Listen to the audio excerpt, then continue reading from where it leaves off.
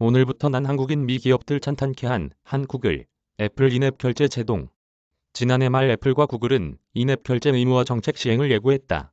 모바일 플랫폼에서 애플리케이션을 다운로드할 경우 애플이나 구글이 자체 개발한 결제 시스템만 이용하도록 강제하는 것이 뼈대다. 두 기업은 게임 콘텐츠에 한해 결제 대금 30%를 개발사로부터 수수료 명목으로 거둬들이고 있다. 지난해 꺼내든 인앱 결제 의무화 방침은 수수료 부과 대상을 모든 앱으로 넓힌 것이다. 글로벌 IT 공룡의 행보에 국내외 앱 개발사의 원성이 높아졌다. 자연스레 각국 정부는 법적 규제 방안을 준비하기 시작했다. 4월 30일 유럽연합의 행정부 격인 집행위원회는 애플을 공정한 시장 경쟁을 방해한 혐의로 기소한 바 있다. 미국 의회도 자국 기업의 앱 시장 독점 시도에 제동을 걸려하고 있다.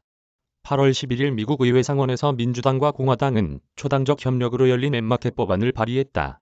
이용자에게 인앱 결제를 강제할 수 없도록 한 법안이다.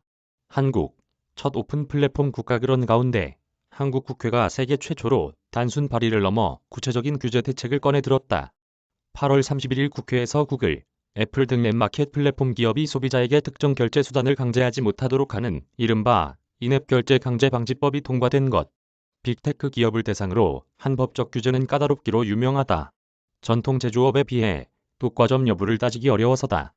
각국에서 규제 방안을 두고 논의만 많을 뿐 구체적 입법은 지지부진하기만 했다. 국회의 개정안 처리를 두고 빅테크 기업에 대한 규제 트렌드를 리드했다는 평가도 나온다. 세계적 게임 업체 미국 에픽 게임즈의 팀 스위니 최고 경영자는 소셜 네트워크 서비스 개정에 오늘부터 난 한국인이라는 글을 게시하기도 했다. 구글, 애플의 시장 독점을 법적으로 막은 한국을 디지털 상거래 독점을 거부한 첫 오픈 플랫폼 국가라며 개인용 컴퓨팅 45년 역사에서 중요한 이정표가 될 것이라고 높이 평가한 것이다. 빅테크 기업도 그 나름 불만을 토로한다. 안정적 서비스를 제공하고자 상당한 투자를 했고 운영 비용도 만만찮다는 게 요지다. 지금까지 게임 웹 콘텐츠는 소비자와 앱 개발사가 별다른 비용을 내지 않고 이들 기업의 플랫폼을 이용한 것도 사실이다. 그럼에도 구글, 애플의 수수료 정책을 두둔할 수 없는 이유는 분명하다. 앱을 다운로드할 수 있는 플랫폼은 분명 여러 곳이기에 일견 앱 시장에서 독과점은 없어 보인다. 그러나 현실을 들여다보면 얘기가 달라진다. 구글 플레이를 예로 들자면 안드로이드 기반 스마트폰에 기본으로 설치돼 있다. 스마트폰 사용자가 굳이 다른 플랫폼을 이용할 가능성은 높지 않다. 만약 구글이 인앱 결제를 강요할 경우 앱 개발사는 과금 방식을 고스란히 수용할 수밖에 없다. 애플 아이폰에 설치된 앱스토어도 사정은 비슷하다. 30%라는 수수료 비율도 문제다. 왜 20%나 40%가 아닌 30%인가? 구글과 애플 어느 업체도 속 시원히 해명하지 못하고 있다. 이에 당사자인 앱 개발사가 일방적인 과금 체계에 이의를 제기하면 어떻게 될까? 넷플릭스의 경우 모바일 플랫폼 기업에 지불해야 하는 수수료의 부담을 느껴 소비자가 자사 웹을 통해서만 결제할 수 있도록 했다. 그나마 넷플릭스는 정기 결제가 가능한 데다 워낙 강력한 콘텐츠 파워를 지녀 과감한 결정을 내릴 수 있었다. 작은 스타트업이나 글로벌 지배력을 갖추지 못한 대다수 서비스 운영사는 플랫폼 지배자의 정책을 일방적으로 따를 수밖에 없다.